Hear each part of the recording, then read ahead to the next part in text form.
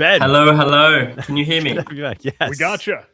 Perfect. I'm super excited to be back and hopefully deliver another good workshop, which is enjoyed. It's looking like it. So yeah. Would you mind just kind of giving us a super quick, 1,000-foot view of what it is that you're digging into? I know you and Josh are doing some incredible things with Control-Alt-Intel. What are you all up to, and what's the spiel? Of course. So yeah, Josh, unfortunately, he's not here with me today. However, I will be running it without the main man here. But yeah, me and Josh, we've been working on a blog called Control.Intel, and I do explain this in my slides in a second. But we research threats, we research threat actors, and we try to produce threat intelligence and share this in the format of blogs, whether this is sort of in the wild exploitation of vulnerabilities, or whether this is threat actors making OPSEC failures. A lot of my work resolves around looking at open directories. And yeah, thank you for putting up the link there. That's perfect. And this is what has really inspired this continuum course. All the labs are based on things I sort of do in my day-to-day when we're doing the research. One of the labs, you'll get access to real data based on one of the blogs we've wrote about, and I will talk about later today, so I don't want to spoil the fun right yet. But yeah, I'm looking forward to it. Well, I am too. I know John is as well. So are you ready to go? Do you want to share your screen? How do you want to do this? Yes, I can share my screen. I will try to do that now. Let's just go for the entire screen. Let me know if you can see it, and I can get started. Oh, okay. Good. Go first. Looking good. Okay, I will. Let's hide this. Okay, perfect. Can we see the slides now? Is that perfect? Great? You're good to go, man.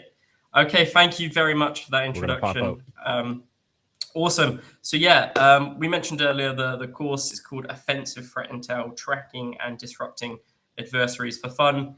A lot of this is based on research and sort of techniques we use ourselves at Control.Intel to produce our blogs and the research. And this workshop, as we'll get into later, uses real threat data, and this has been provided to us by Hunt.io. So thanks to them. So yeah, I mentioned it earlier. What is Control.Intel?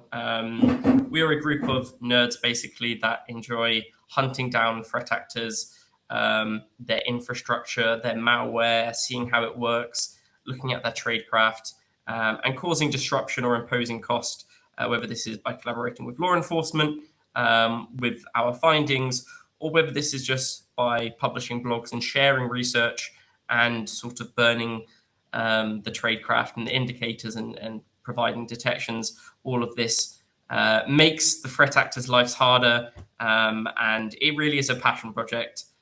We do this for fun because we nerd out on it.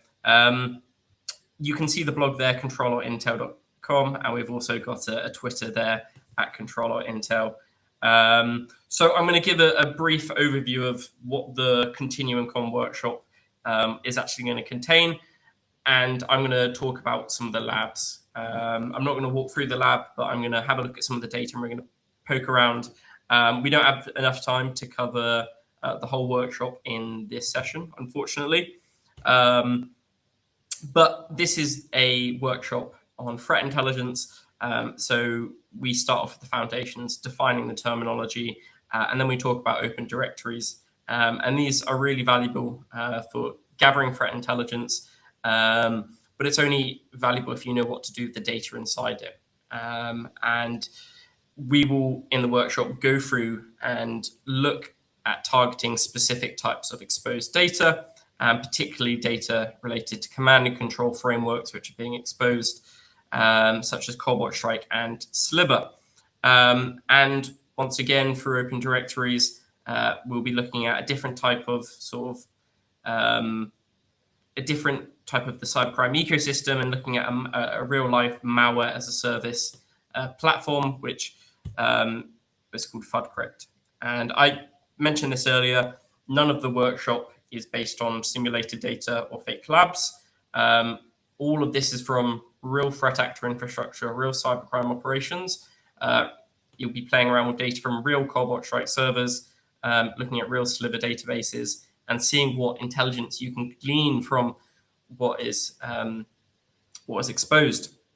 But we talk a lot about open directories, and it's really important we sort of explain what these are, how you can hunt for them. This is what the workshop includes. You do not need to download or interact or poke with threat actor infrastructure to do the workshop. That is not part of the sort of curriculum. All you will need to do is download the files. We've dealt with that ourselves, thanks to Hunt.io. So what are open directories?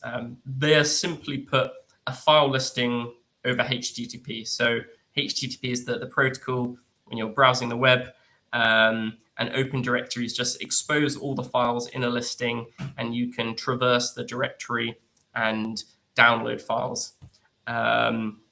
So these may be legitimate, right? This could be an organization which wants to share documents, and they will put all their documents in one directory and expose this via an open directory. This could be a sysadmin making a mistake. This could be somebody at home also making a mistake. Or this could be a threat actor attempting to stage payloads and malware. But when they stage the payloads and malware to be downloaded, they inadvertently expose logs and artifacts from the machine it is hosted on. And this can seriously be a gold mine for gathering threat intelligence, depending on the open directory and depending on the threat actor and what they've done on that particular machine. So why do they occur, right? Why do we see all these threat actors making these huge mistakes? And we'll get onto like a few of the big cases this year. But intrusions, threat actors need to share payloads, scripts, or tooling, right? Whether this is malware will often automatically download different payloads as part of the sort of execution chain. There are multiple stages. Sometimes a threat actor will create an open directory and stage malicious payloads. In another scenario, they may be in a hands-on keyboard intrusion where they're actively moving around a network and they finally want to download their ransomware payload. So on a server somewhere they control on a VPS, they will run this command here, -3 tac-m HTTP server, and then the port number.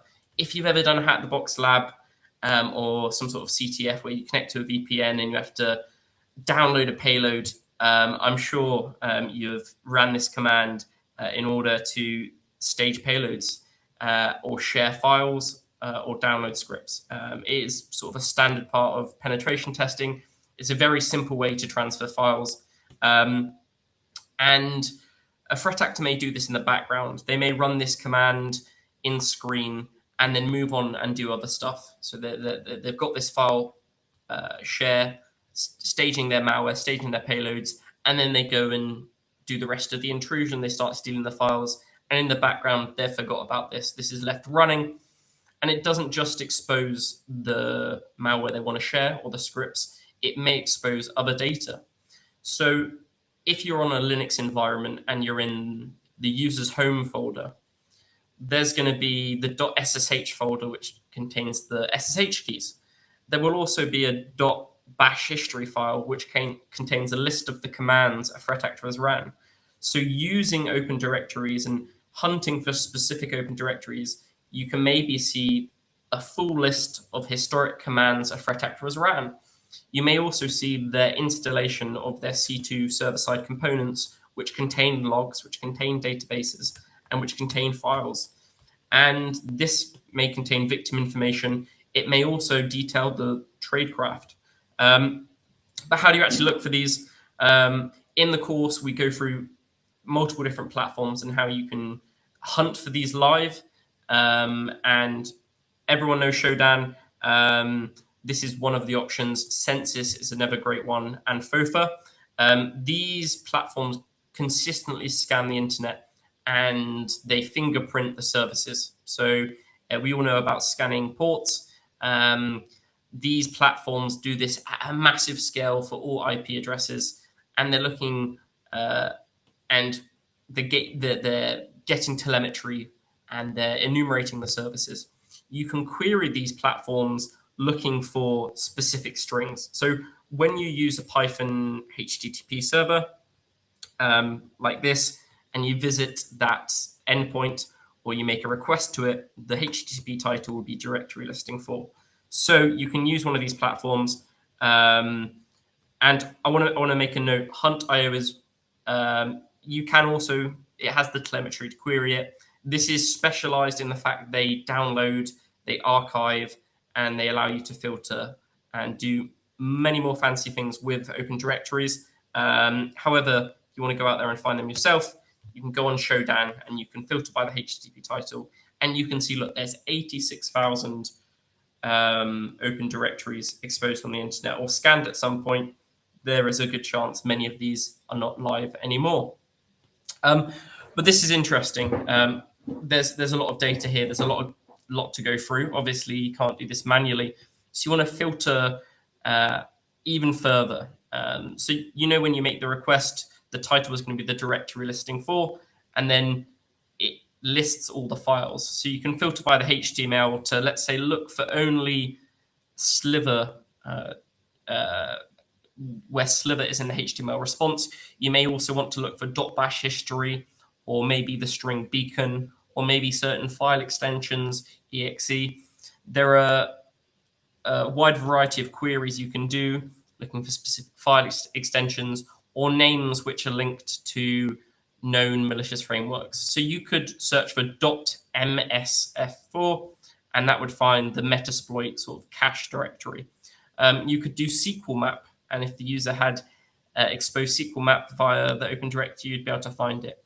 And in this case, we're looking for Sliver. This is a command and control framework, and we can see there are 14 results. And earlier today, I went through and clicked these, and all of them had gone down. And when you use platforms like Shodan, you cannot ensure that Open Directory is still going to be live, right? It was live when the Shodan platform scanned it and got a HTTP response, but it is no longer live. However, you could find one, and this is what it would look like. This is a classic Open Directory where you've got the .bash history file, which is really useful as it can tell you exactly what the threat actor has done. The same with the Sliver directories down here. In the workshop, you'll be able to play around with Sliver databases. You'll be shown which files, which logs to specifically target and inspect to be able to understand what is going on the Sliver server. You'll be able to identify victims, the commands threat actors have ran, and you can do the same with Coldwatch Strike. This is just touching the surface. You can really do all sorts of queries or use other platforms. For example, I use Hunt.io. They automatically find the malicious open directories and they download the contents in real time, so you don't need to rely on finding live ones and cloning yourself. You can also filter by hashes and do string-based searches. So I've mentioned open directories a lot, and I've said they can be useful for finding threat actor activity, but what threat actors are making these mistakes? Is it just low-level script kiddies, or is this maybe you see more sophisticated groups or well-known groups? And that really is the case. So 9th of June, this is maybe four or 5 days ago, Shiny Hunters, the extortion group, which everyone's talking about, super active in 2025. They were exploiting CVE 2026 35273 PeopleSoft, and for a series of Open Directory sort of OPSEC failures, their tradecraft, their proof of concept code, their activity was exposed, and it could be linked back to Shiny Hunters. This was just in June. Going back in March, we saw the Gentleman ransomware group. People are speaking about them quite a lot. Super prolific, one of the most active ransomware groups this year. They have made a series of, at least one of their affiliates has made a series of OPSEC failures and have exposed open directories, which are available on the Hunt.io platform. There are blogs about this if you Google. And I mean, going on, we've got Qlin. This is another sort of super active ransomware group. You've got Culin and Gentleman, which are, I think, probably the top 2 in 2026, which isn't a good thing to be in the top 2. But look, these are big groups. There are lots of affiliates. Mistakes are bound to happen. And we can use these mistakes to gain intelligence. You can Google Control.Intel Culin. You can look on the website and have a look at these blogs and see what we're able to ascertain from these OPSEC failures. For the Culin one here, there were 5 different open directories over a 6-month period, multiple successive OPSEC failures, and we could link it to the same Culin affiliate. Which is really interesting, that they're just persistent in making these mistakes, because it's part of their operational tradecraft to, maybe if they learned through CTFs, they're just used to sharing files like this. And then a really, really big one down there, the Open Directory was found on the 13th of January this year. Fancy Bear linked the GRU. They made a pretty significant operational security failure, which exposed a lot of their operations, which had been going on for years, I believe until 2024, until it was discovered in 2026. Funnily enough, that particular threat group, that IP address had been attributed to Fancy Bear, and they'd been using it regardless for years, until they made this really critical OPSEC failure. And this APT group, as you would call them, after being exposed and collaborating with partners, we could disrupt and get this server taken down, so it no longer exists. So those are a few examples, and this is really just looking at the big named groups, and this is just off the top of my head, from what I've found, or what we've found with Control.Intel, or what's been shared on social media. But there is, if you go back to the screenshot here, in the past month, there's 1,500 different open directories which have been archived. So there is really significant amount of data, and a lot of it just isn't touched or isn't discovered. We published a blog on FUDcrypt. This, once again, came from an open directory finding, which exposed a lot of data, including the source code. But this is a sort of malware as a service, or a crypto as a service operation. So before we go and sort of talk about this, and look at the database and do some pivoting and some cryptocurrency analysis, what is crypto? What are cryptos? So malware gets detected by antiviruses, by EDRs. Cryptos are designed as a tool to help threat actors evade detection. Okay, so it will take in a binary and executable malware, and it will package it up, or it will obfuscate it and encrypt it such that this new crypted binary can be ran, and they are FUD, or fully undetectable, as this one here was advertised as the world's best FUD cryptor. So in these sort of cybercrime ecosystems, there is a market for crypting as a service where threat actors, look, they don't have the capabilities to deal with obfuscation and packing, and they just want to get their malware out there in the wild as quick as possible and it not get detected. They may go to a third-party platform like FUDcrypt, where they can submit their malware and it will automatically package it. And we will go into the sort of nitty-gritty details to some extent in this workshop, in this session, of how this works. But the website is now gone. It's taken down. Days after publishing the blog, they decided to take the project down, which was great. This is a criminal operation disrupted. If you look on the website, and you can find a scan of it on URL scan, it says trusted by 10,000 customers, and there is 1 million builds created and a 99.9% FUD rate and a no log policy. So the server side, they don't log anything. This means cyber criminals are safe to use it, as if this data is in the hands of law enforcement or somewhere else, or a server gets seized, there's nothing to be found. those claims there all were false, particularly the no log policy, as they were exposing all the logs alongside the source code and the backend database.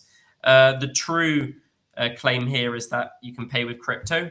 However, the cryptocurrency payments were all logged, and we will get into that later. This data is basically available in its original format within the workshop. So you can play around with this. You can investigate, do your own sort of investigations into either the malware or the users. Some has been redacted, certain strings or tickets due to profanity, because we are dealing with criminals. And it turns out that the criminals which registered for this service weren't that happy. You can go through and actually have a look at the platform itself, and you can see, look, there's the admin dashboard, and there's 195 users. So this trusted by 10K customers claim, we've refuted that straight away. We can also see the 1 million builds created is very far off the 334 builds created. You can carry on going through, and it looks like a legitimate, maybe well-built platform. It's got billing, a change log, a support sort of capability. You can look at the sort of telemetry of within the dashboard and the platform itself, what has been built. And here you can see, for example, the timestamps. Payloads have been crypted. And we've got two columns here, the payload column and the carrier column. This payload is the raw malware. This is what a cyber criminal or a threat actor has submitted to be crypted. And the carrier is how the crypting actually works. So these are all legitimate applications, as you're aware: Zoom, CC Cleaner, Proton VPN. And what is going on is DLL hijacking. And we'll get onto that into a second. We can also see the payments here by different users. A lot of them are pending, so they didn't actually occur. However, there were some successful payments, and we will get to those later. But if you wanted to use this, you could choose your own sideload carrier.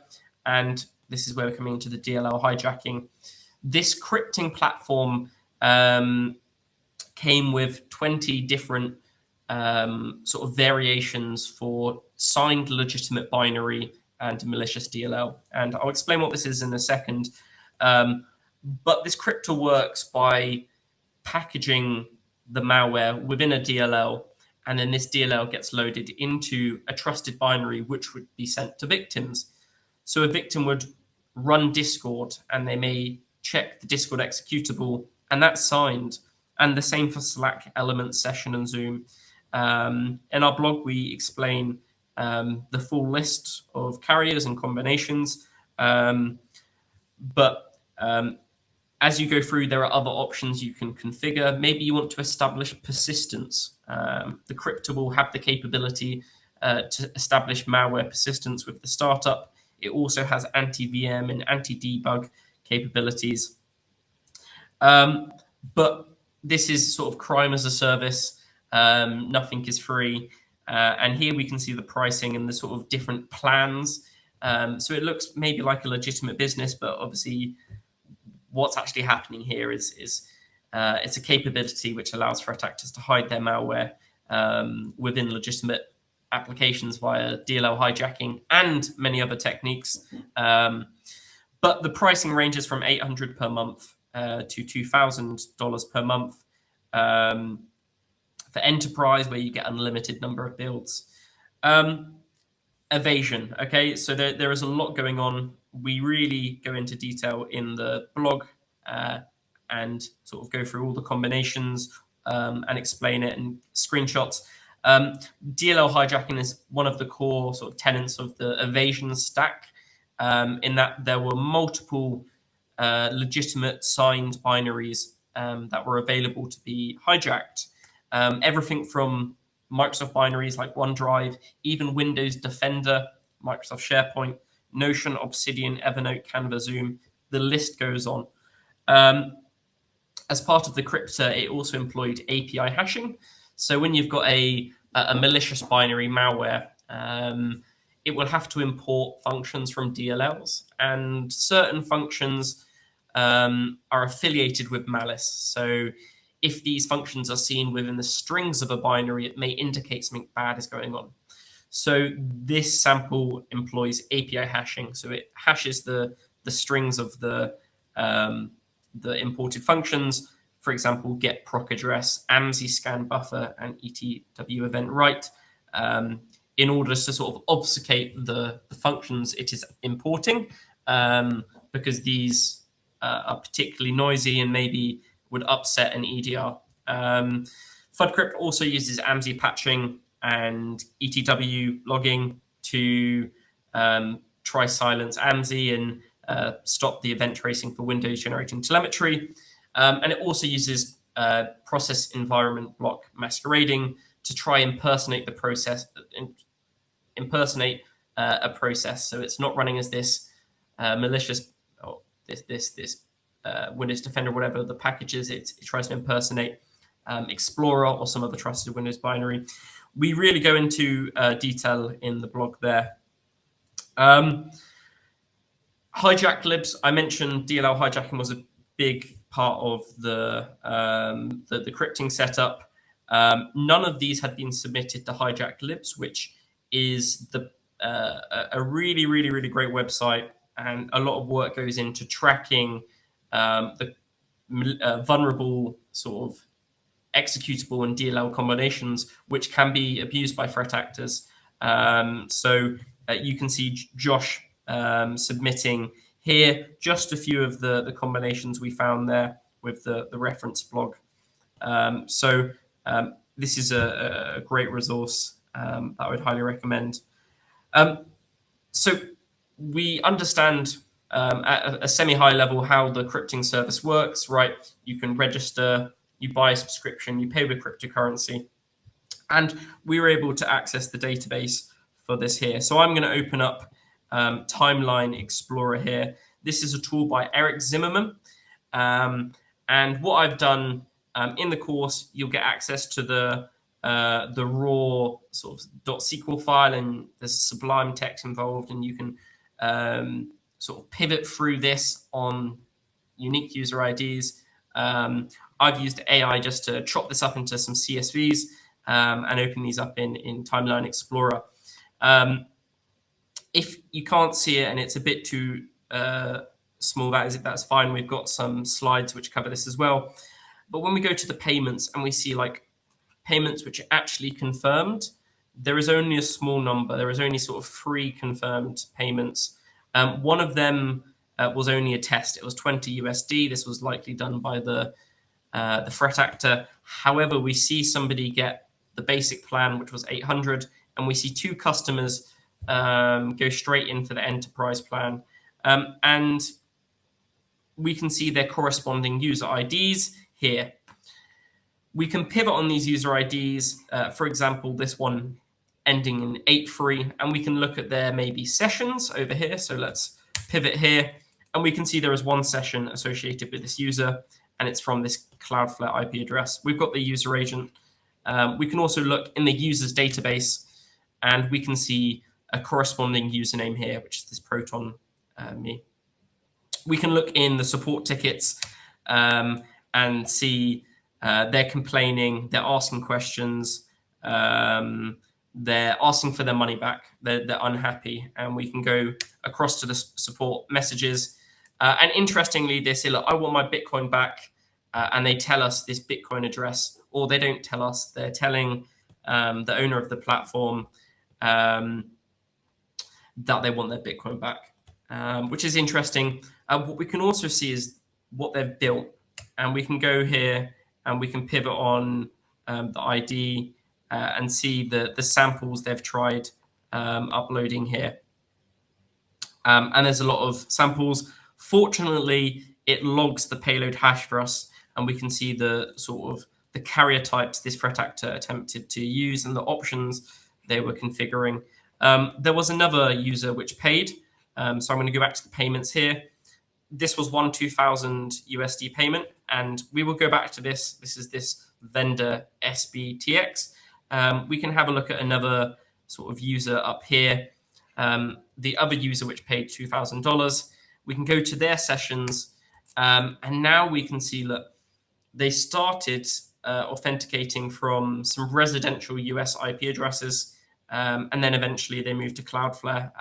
I believe the threat actor might have put the domain behind Cloudflare at some point in time, and then after that, the authentication IP addresses were sort of passed through Cloudflare as a proxy, and you don't see the originating IP. However, to begin with, at least we can see some of the IP addresses, and they appear to be not a VPN. We can here once again, we can look at the support tickets associated with the user accounts and what they're saying, and the sort of support messages back and forth. Here they ask, would it be possible to crypt an executable into a single executable with no DLLs? And then they would want to contact them on Telegram. So we saw FUD by default. It will output the malware via DLL hijacking with this sort of trusted carrier, this signed binary. They didn't like this. They wanted just a final packaged executable. But what is interesting, they told us their Telegram. So we can link this Telegram to this IP address, and we can also link some of their cryptocurrency payments. So that was quite interesting.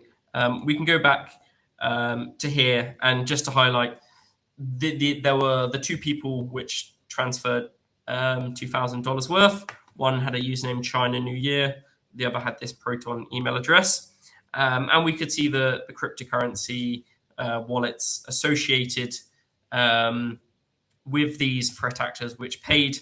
So for example, this vendor SBTX, on the 18th of February, they made the payment $2,000 worth at that point in time.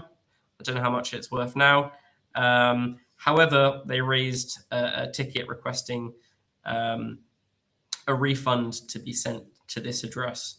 So we can sort of use additional forms of intelligence. We're taking the investigation from, right, we found an open directory, just like you would, where there's source code and there's malware. We can nerd out on the malware all day. We can reverse it, as we did in the blog.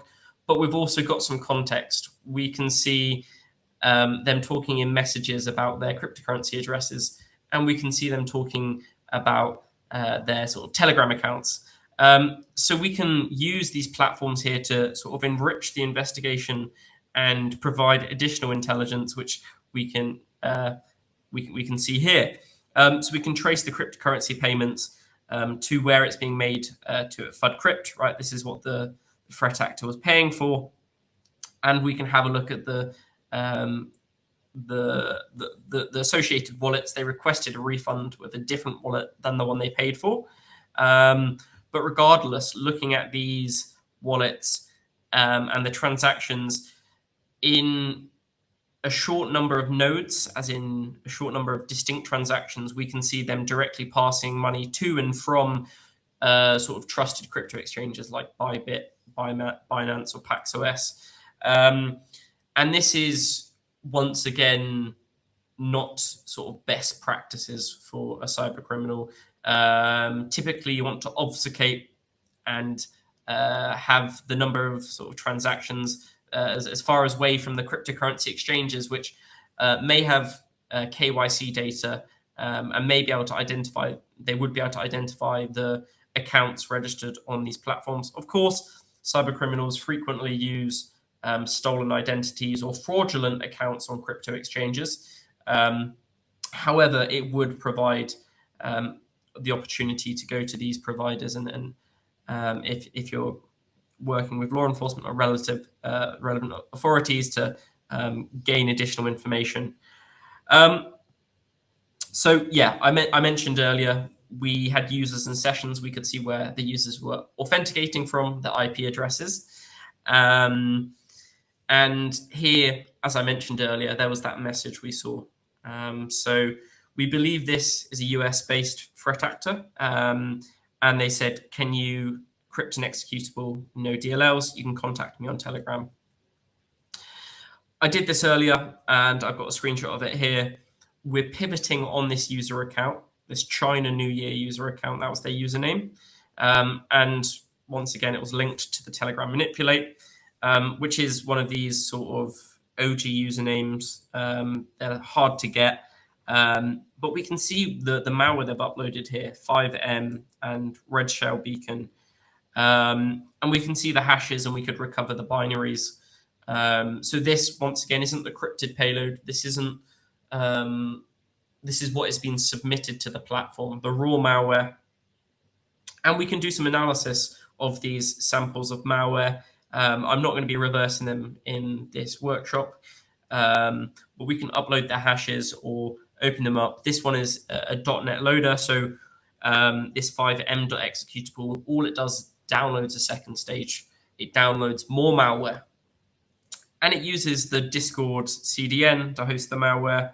Eventually, we can see it also downloads and dynamically loads another .NET binary. This is DCRAT, and we can see the C2 IP address down there. This is another VPS. And moving on, we can see the next one was named by the threat actor Red Shell Beacon. And looking on Virus Total, this has been given the threat label Red Shell. This isn't actually a sample of malware or a name I've heard before, Red Shell. I'm not sure if anyone in the chat has heard of this. I had a Google and I saw some things about it being used in Steam malware and in game mods maybe, but I couldn't find any official reporting, or I wasn't Googling effectively. But regardless, what I wanted to highlight, this user here, this manipulate user, we're going to go from their Telegram. This is the malware affiliated with this user. They're both sort of in the end, rats, remote control. It would allow the threat actor to have remote control, and they have the same C2 IP address. So it's different variants of malware, although at the end, we're seeing the same C2 IP address.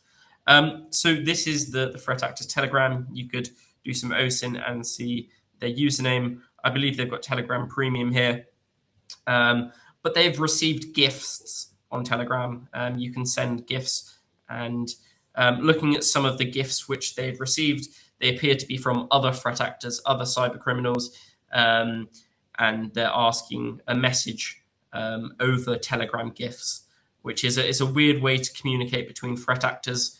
Maybe I'm guessing sending them money or sending them these Telegram gifts is a way to get their attention rather than directly DMing the person. But in terms of OPSEC, we can now see this manipulate threat actor, the one which registered to FUDcrypt and had that DCRAT malware.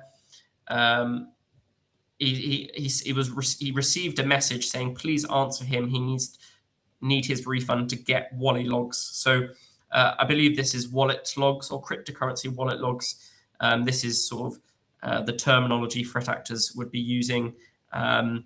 He had received multiple gifts from other threat actors, and we could, doing further in OSINT and digging into these sort of identities, you can see them talking on other forums previously about Verizon, and it appeared, although we will not be going through all the evidence and all the connections in this blog, that this was a threat actor affiliated with cryptocurrency theft and potentially SIM swapping.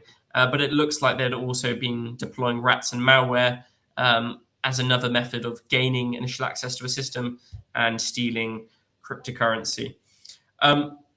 So to wrap up, there is so much Open Directory telemetry out there.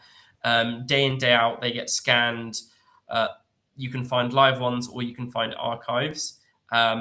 And you can go a lot further than just saying, look, I found this Open Directory with these malware and these payloads. If you've got access to the C2 telemetry, the server side logs, you can use these to your advantage. You can put your digital forensics hat on, but you're not analyzing a victim machine. You're analyzing the forensic artifacts associated with a threat actor server which they've exposed on the internet. And when you do these investigations and the particular type of data they reveal, you can go a lot further than just maybe doing a standard like IR analysis where you've got an intrusion and you're looking at it from like the SOC's perspective. So you can imagine being a SOC analyst or an IR consultant or whatever. You get to an incident, you're scrambling to try find the logs. You want to figure out what's going on, but the seam is down or the logs have been overwritten. The advantage of using threat actor infrastructure is that you're using the server-side telemetry. You're looking what they're running from their own machines. So you don't just get visibility into maybe the one machine you're investigating. You can see sometimes threat actors which have C2 servers and data exposed with tens and tens of victims, depending on the intrusion or the tradecraft or the type of threat actor. It really offers a unique perspective when investigating them. And as you saw here, particularly with the database, we could pivot and we could enrich what could have just been a standard. You upload malware, it gets encrypted, and you've got DLL hijacking. Well, we're now getting closer to saying we've identified the customers. We can see where they're authenticating from. We can see how they're paying, and we can pivot and use OSINT to gain additional information into these adversaries from their communications on Telegram via GIFs, which is a kind of a weird way of figuring out what this threat actor is up to. But you often see on Twitter, if you do #OpenDir, you can see people sharing tweets of lists of files which have been found in open directories. We at Control.Intel, we like to go further, whether this is by analyzing the malware and finding vulnerabilities in the C2 protocols, or whether this is by parsing the serialized Cobalt Strike Java object logs, so you can actually see what commands a threat actor has ran on all their victims across all time. There is a lot of intelligence value to be extracted from open directories than just a listing of files and hashes. And you can really build up a picture of how a threat actor operates through a few mistakes. And if they make mistakes once, they're likely going to make again. As I mentioned earlier with Qlin ransomware or Chilin ransomware, the pronunciation is probably a bit wrong there. As we saw, they did 5 distinct servers. They made the same mistake, and we could pivot and find these all.